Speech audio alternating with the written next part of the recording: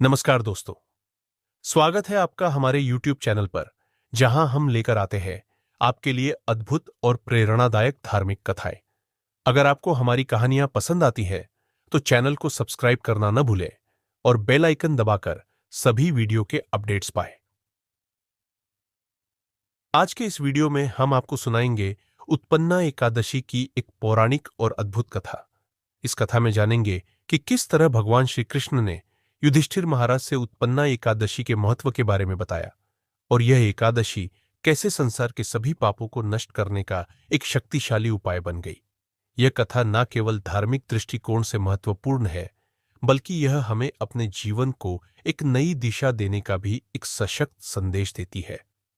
तो आइए इस दिव्य और प्रेरणादायक कहानी में डूबते हैं और जानते हैं कि उत्पन्ना एकादशी का व्रत हमें किस प्रकार से जीवन में सुख, समृद्धि और मोक्ष की प्राप्ति दिला सकता है। चलिए, बिना समय गंवाए इस कथा की शुरुआत करते हैं। एक दिन भगवान श्री कृष्ण हस्तिनापुर में युधिष्ठिर महाराज के साथ बैठे हुए थे। दोनों बड़े प्रेम से बातें कर रहे थे। तभी युधिष्ठिर ने एक सवाल पूछा। उन्होंने कहा, हे प्रभु, आपने पहले कहा कि एकादशी का व्रत बहुत पुण्यकारी है और इसकी महिमा का कोई अंत नहीं है, परंतु मैं यह समझना चाहता हूं कि उत्पन्ना एकादशी का महत्व क्यों है। कृपया मुझे इसका रहस्य बताइए। भगवान श्री कृष्ण मुस्कुराए। उन्होंने युधिष्ठिर की ओर देखा और बोले, राजन, उत्पन्ना एकादशी बहुत ही विशेष दिन है। इसकी कथा सतयुग के समय की है, जब एक शक्तिशाली राक्षस मूर का आतंक बढ़ गया था। इस एकादशी का महत्व उसी घटना से जुड़ा है। इसे समझकर तुम्हें बहुत आनंद मिलेगा और इसका महत्व समझ आएगा। बहुत समय पहले, सतयुग में, जब संसार में सभी देवता खुशहाल जीवन जी रहे थे, तब एक राक्षस उत्पन्न हुआ। उसका नाम था मूर। वह जन्म से ही बहुत शक्तिशाली था और बचपन से ही उसकी शक्ति अविश्वसनीय थी। मूर ने जब अपनी शक्तियों का पूरा उपयोग करना शुरू किया, तो उसने सोचा, अगर मैं पूरी सृष्टि पर शासन करूंगा, तो मेरे जैसे शक्तिशाली दैत्य को कोई चुनौती नहीं दे पाएगा। मूर ने पहले देवताओं के स्वर्ग को ही अपना लक्ष्य बना लिया। उसने स्वर्ग के राजा इंद्रदेव को अपनी शक्तियों से हराया और स्वर्ग का राज्य अपने अधीन कर लिया। उसने अपनी विशाल सेना बनाई और धीरे धीरे सभी देवताओं को अपने नियंत्रण में कर लिया। अब इंद्रदेव और सभी देवता मूर के डर से कांपने लगे थे। मूर के नियंत्रण में समस्त स्वर्ग और पृथ्वी की व्यवस्था आ गई थी। उसके सैनिक हर जगह आतंक मचाते थे और देवता उनकी क्रूरता से त्रस्त हो गए थे। देवता अपने स्थानों से भागने लगे थे और स्वर्ग का हर स्थान मूर के अधीन था। यह स्थिति देवताओं के लिए बहुत कष्टकारी हो गई। जब देवताओं ने यह देखा कि मूर के आगे उनका कुछ भी नहीं चल पा रहा, तो वे अपने ही घर में असहाय महसूस करने लगे। उन्होंने ब्रह्मा जी से प्रार्थना की, हे ब्रह्मा, हम सभी बहुत दुखी हैं। मूर ने हमें पराजित कर दिया है और अब हम उसकी क्रूरता से बच नहीं पा रहे। कृपया हमें इसका समाधान बताइए। ब्रह्मा जी ने देवताओं की बातें सुनी और कहा, हे देवताओं, मूर बहुत शक्तिशाली है और उसे हराने का एक ही तरीका है। वह केवल भगवान शिव और भगवान श्री विष्णु की कृपा से ही पराजित हो सकता है। इसलिए तुम सभी भगवान शिव के पास जाओ और उनसे मार्गदर्शन प्राप्त करो। ब्रह्मा जी की बात सुनकर देवता भगवान शिव के पास पहुंचे। भगवान शिव अपनी ध्यान मुद्रा में बैठे थे और जैसे ही देवताओं ने उनकी शरण ली, भगवान शिव ने अपनी आंखें खोली और देवताओं से पूछा, क्या समस्या है देवताओं? आप सभी यहां क्यों आए हैं? देवताओं ने कहा, हे महादेव, हम सभी मूर दैत्य के आतंक से परेशान हैं। वह हमें पराजित कर चुका है और स्वर्ग पर अपना अधिकार जमा चुका है। हमें इस समस्या का समाधान चाहिए। भगवान शिव ने देवताओं की बात सुनी और गंभीर स्वर में कहा, हे देवताओं, यह समय की लीला है। मूर को हराने के लिए भगवान श्री विष्णु का सहारा लेना होगा। वही तुम्हारी मदद कर सकते हैं। तुम्हें क्षीर सागर में जाकर भगवान विष्णु से प्रार्थना करनी होगी। वही इस संकट से उबारने वाले हैं। देवताओं ने भगवान शिव की सलाह मानी और क्षीर सागर की ओर प्रस्थान किया। क्षीर सागर भगवान विष्णु का निवास स्थान था, जहां सृष्टि की सबसे बड़ी शक्ति वास करती थी। देवता क्षीर सागर पहुंचे और भगवान विष्णु की पूजा करने लगे। भगवान विष्णु योग निद्रा में सो रहे थे, लेकिन देवताओं ने बड़ी श्रद्धा से उनकी पूजा की। वे भगवान के चरणों में गिरकर बोले, हे भगवान विष्णु, हम सब पर कृपा करें। मूर दैत्य ने हम सभी को पराजित कर लिया है। वह हमें खत्म करना चाहता है। कृपया हमारी रक्षा करें। भगवान विष्णु ने अपनी आंखें खोली और देवताओं को देखा। उनकी आंखों में एक गहरी शक्ति थी। भगवान ने मुस्कुराते हुए कहा, तुम घबराओ मत। देवताओं, मूर का अंत निकट है। मैं स्वयं उसे हराने के लिए आ रहा हूं। अब तुम सब निश्चिंत रहो। भगवान विष्णु ने अपनी महान शक्ति को जागृत किया और देवताओं से कहा, तुम सब मेरे साथ चलो। हम मूर से युद्ध करेंगे और उसे पराजित करेंगे। भगवान विष्णु और उनके दिव्य सैनिक क्षीर सागर से बाहर निकले और चंद्रावती नगर की ओर बढ़े, जहां मूर दैत्य का महल था। मूर दैत्य को जब पता चला कि भगवान विष्णु आ रहे हैं, तो वह गर्जना करता हुआ अपने महल से बाहर निकला। उसकी आंखों में क्रोध और घमंड था। वह भगवान विष्णु से लड़ने के लिए तैयार था। दोनों के बीच भयंकर युद्ध हुआ। मूर दैत्य ने अपनी मायावी शक्तियों का उपयोग किया। उसने आकाश में अंधकार फैलाया और भगवान विष्णु पर प्रहार करने के लिए अपने शस्त्रों का इस्तेमाल किया। मूर दैत्य ने भगवान विष्णु के चारों ओर गोल घेरा बना लिया और बहुत सारे राक्षसों को भेजा। वह भगवान को हराने के लिए हर संभव प्रयास कर रहा था, लेकिन भगवान विष्णु ने अपने दिव्य अस्त्रों से सभी हमलों को नष्ट कर दिया। उनकी शारीरिक शक्ति और मायावी शक्तियां मूर के लिए बेकार हो गई। भगवान ने उसे हर कदम पर हराया। मूर दैत्य बार बार घायल हुआ, लेकिन वह हार मानने को तैयार नहीं था। भगवान श्री विष्णु और मूर दैत्य के बीच हुआ भयंकर युद्ध लंबे समय तक चलता रहा। मूर दैत्य अपनी शक्तियों से लगातार संघर्ष कर रहा था, लेकिन भगवान विष्णु उसे पराजित करने में सफल हो रहे थे। युद्ध के बीच भगवान विष्णु ने एक दिव्य लीला प्रकट की, जो पूरी सृष्टि को चमत्कृत करने वाली थी।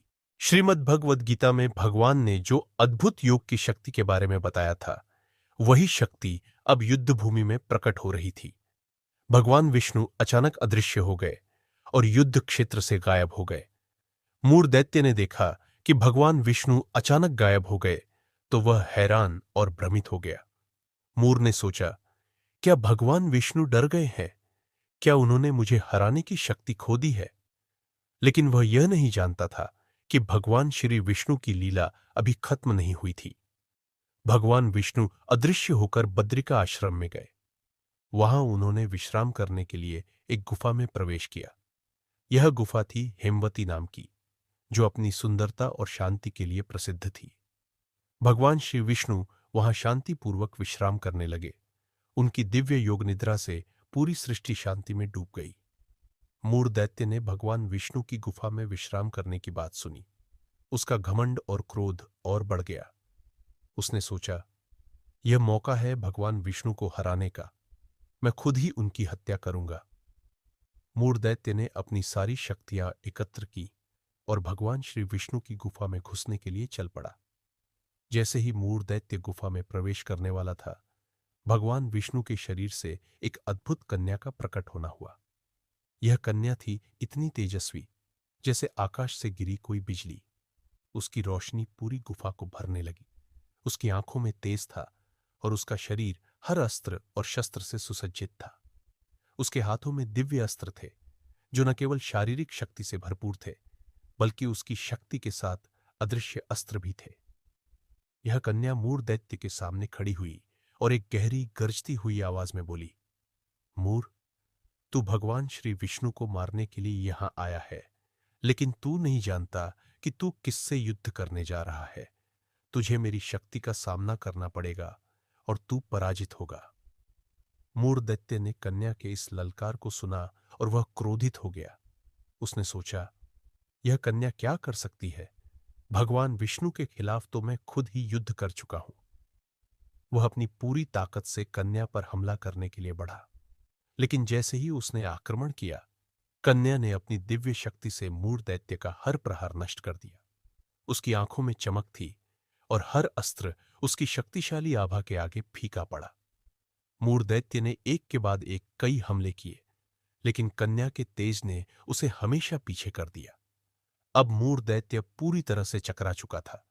वह नहीं समझ पा रहा था कि यह क्या हो रहा है।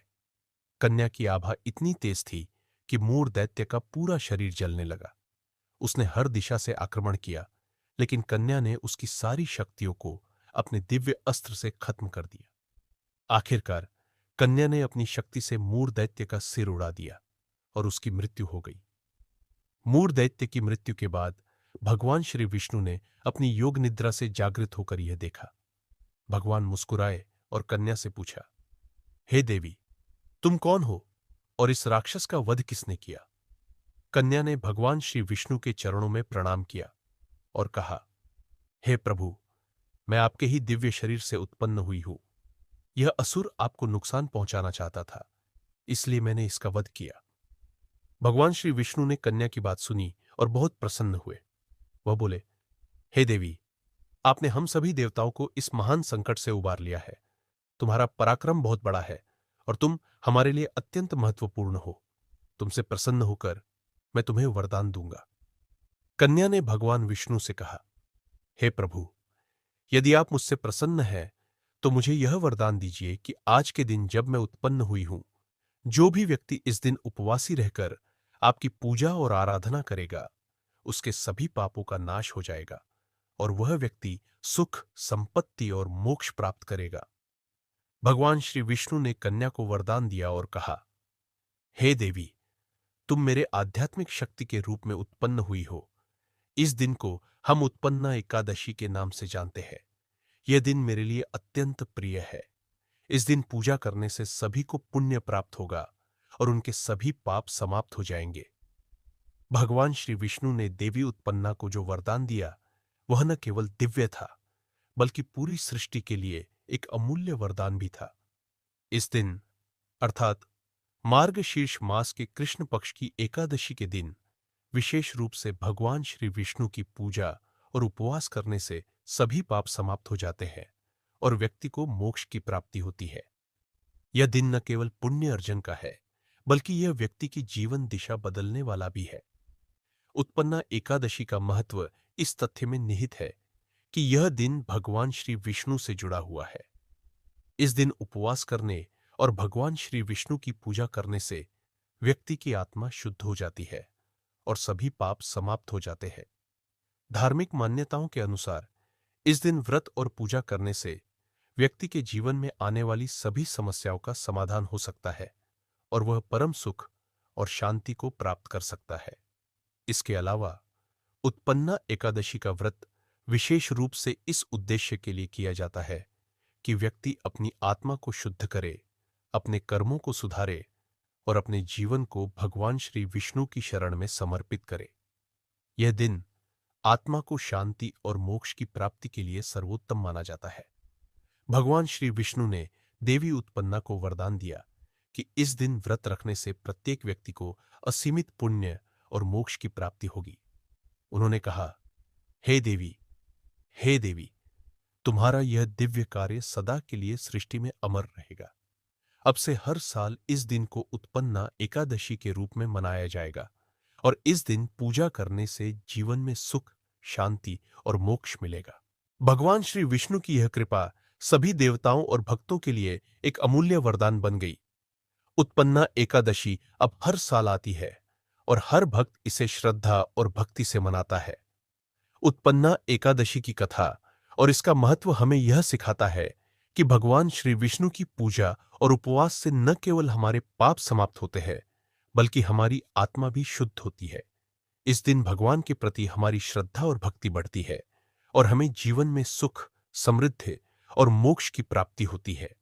इसलिए इस दिन का व्रत और पूजा करना हमारे जीवन को अमूल्य बना देता है।